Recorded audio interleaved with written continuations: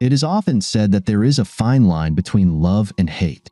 Many of us cross that line every day. Friends, family, and colleagues. I can't believe I once liked that guy. Or, what a jerk. My personal favorite. I absolutely hate that jerk. Then there are those who always remind you about humanity or tell you to stop being so hateful. These are the ones who say you should demonstrate compassion. As for me, I just worry about my own well-being and that of my family.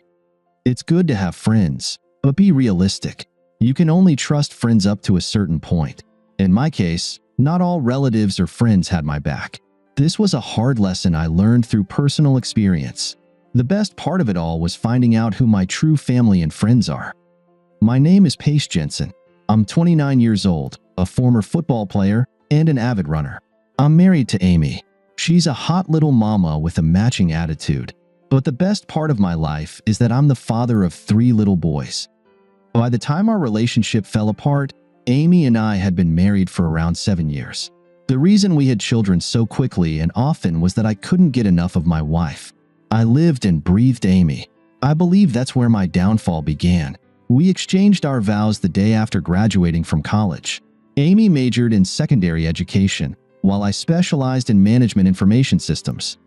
Amy secured a job at one of the elite private schools in Dallas, and I worked at Empire Funding.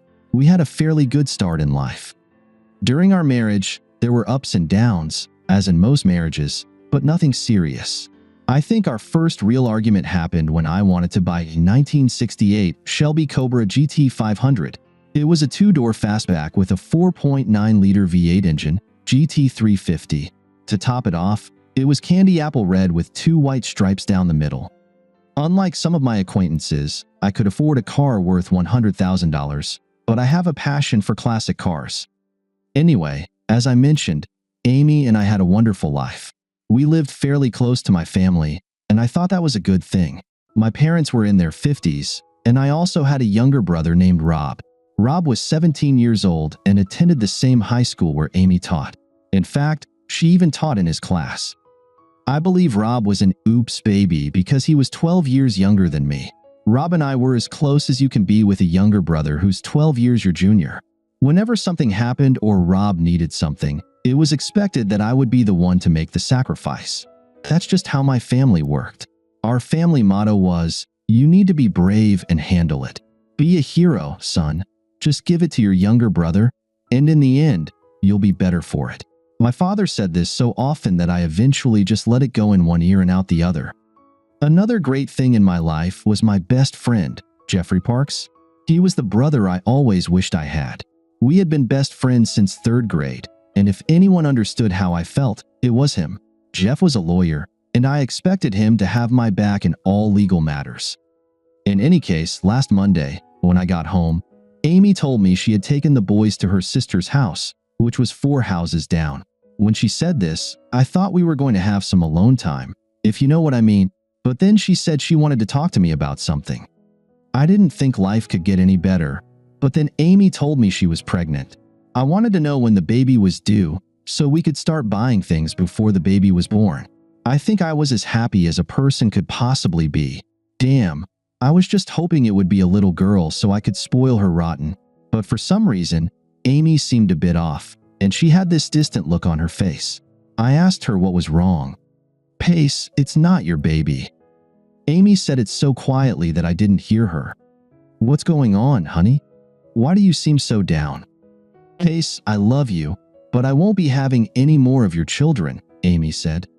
I was a little confused and asked her why. "Amy, you always said you wanted a big family, so why this sudden change?" "God, this is going to be hard."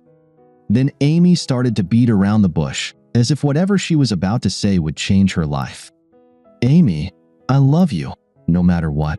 So just tell me how you're feeling right now. Just say it." She then stopped, took out her phone, and dialed quickly. "Could you come here, please?" Whoever she was talking to, it seemed like they knew more about this than I did. "Amy, who was that, and what the hell is going on?" Amy said, "Just hold on, Pace. I need help to get this across to you. I don't want to mess up what I have to say." I asked her who was coming and why she needed someone else to help her say whatever it was. Damn it, If you can't tell your husband, then who the hell can you tell? All sorts of thoughts raced through my mind, none of them good. But what happened next left me utterly shocked. 2 minutes later, there was a knock at the door. Amy answered it, and when she returned, she was followed by my mom, my dad, and my 17-year-old brother Rob. Okay, Amy, what the hell is going on? Damn, how can I say this without hurting you? Rob interjected. Listen, Pace, Amy is in love with me. That's what she wants to say. Mom and Dad are here to support us, Rob said. Listen, bro, stuff happens. We didn't mean to fall in love, but we did. The baby she's carrying is mine, and we need you to be okay with this. Amy and I are going to be a family, whether you like it or not. I started laughing as if it were some kind of good joke, because that's how it was supposed to be, right? Listen, Amy, what is it you want to tell me? No one was laughing. I looked over at Amy. She was staring at the ground. Amy, please look at me and tell me this isn't true. Tell me you're not such a damn fool. My father said, Son, I know this is hard, but what's done is done.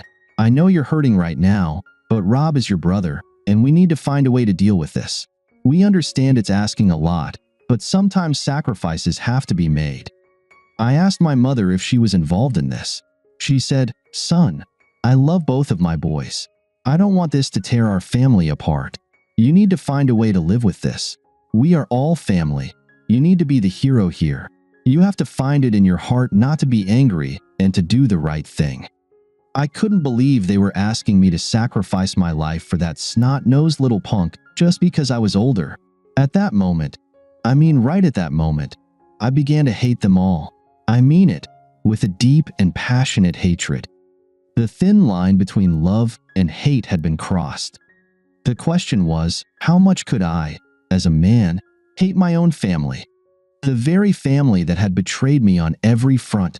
My wife, my brother. And what kind of parent would go along with this farce? How could I have known it would only get worse? I couldn't take it anymore. I turned around and walked out, with Amy and my mom trailing behind. Rob pulled Amy away from me. I walked 4 houses down to get my kids. At her sister's house, I was met by a deputy sheriff. For a moment, I thought Amy's sister, Rachel, was involved in this, but she looked just as shocked as I was. The deputy sheriff told me that I was forbidden from seeing my children until the court made a decision about custody. I looked back and felt my hatred growing stronger by the second. I asked the sheriff if I could return to my own home. He asked whose name was on the mortgage.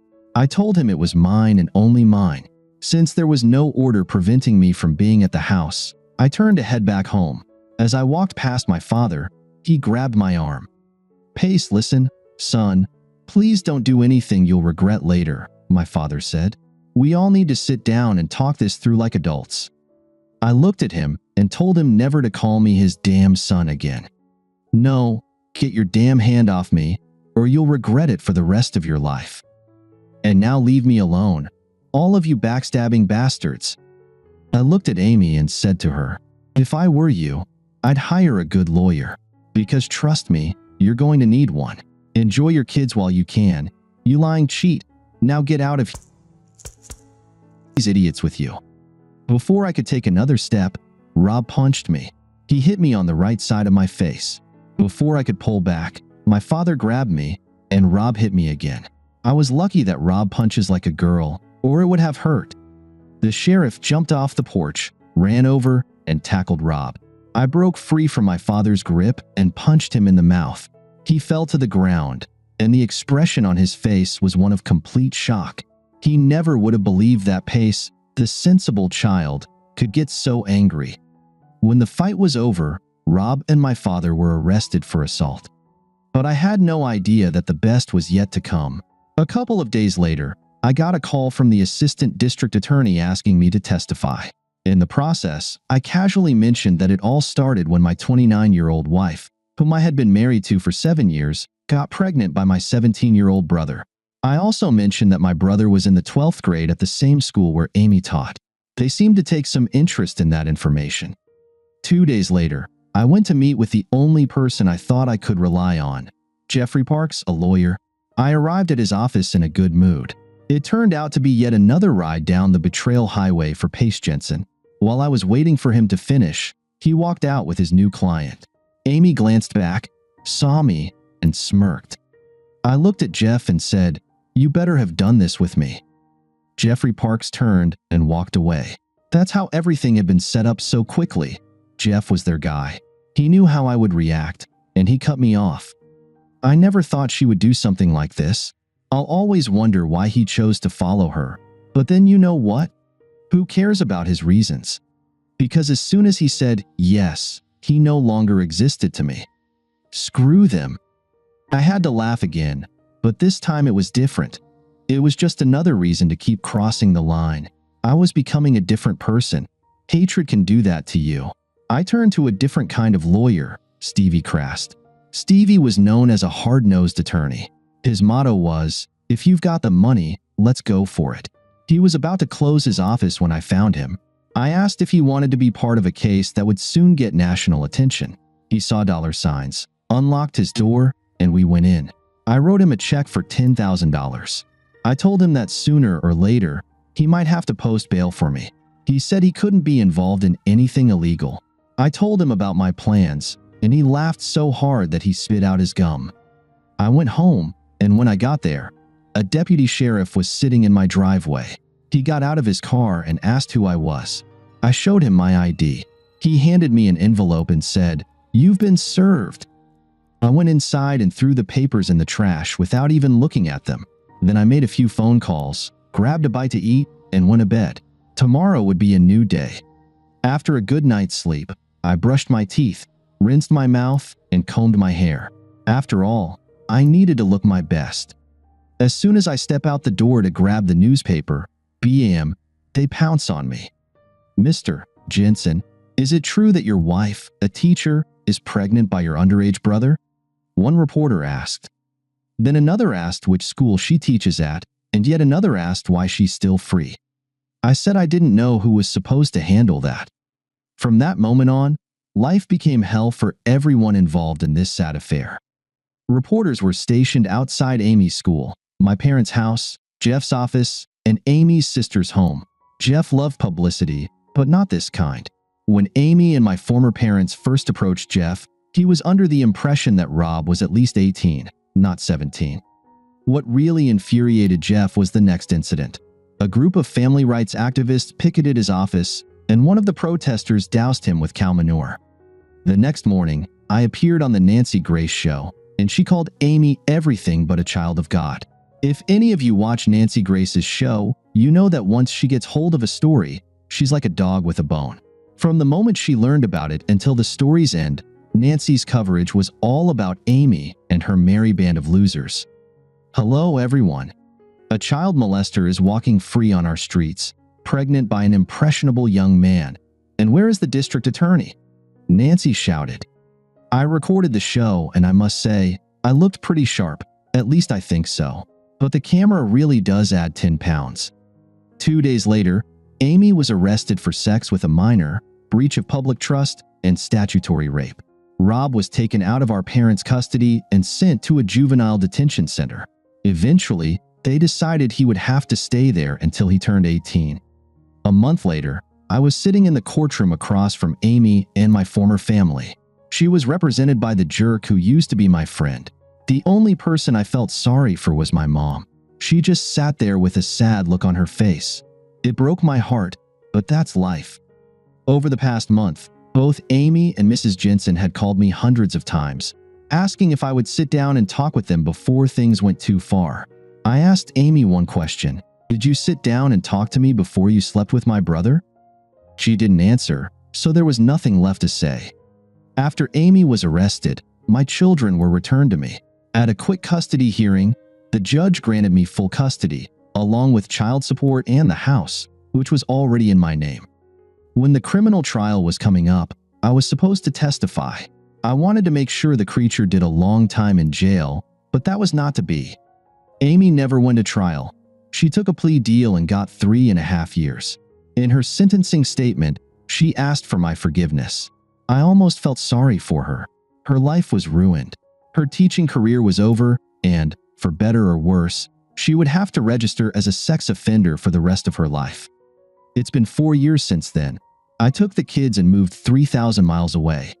Now that our family consists of 7, my 3 sons and Amy 2 little daughters, we've become a mini version of the Brady Bunch. I know, the tough guy crowd is going to call me weak. And you know what? They'd be dead wrong. Do you think I'm stupid enough to stay with any woman who would sleep with my former younger brother? Hell no. My wife's name is spelled Amy. I met her 4 months after we moved. Amy is a motorcycle cop, and the day she gave me a ticket changed my life. When she walked back to her bike, one look at her from behind, and I knew she'd be my next wife. It took a little begging, but once I got her into bed, it was the greatest day of my life. Did I mention she has her own handcuffs? I love her to death, but it took her a long time to get past my trust issues. Over the years, Amy has dealt with a lot of crap, but I've been through just as much. She's just like me. She doesn't trust anyone. She checks on me just as much as I check on her, and it works for us. But what I love most is the firecracker she is in bed. My sweet Amy. Thank you for listening until the end.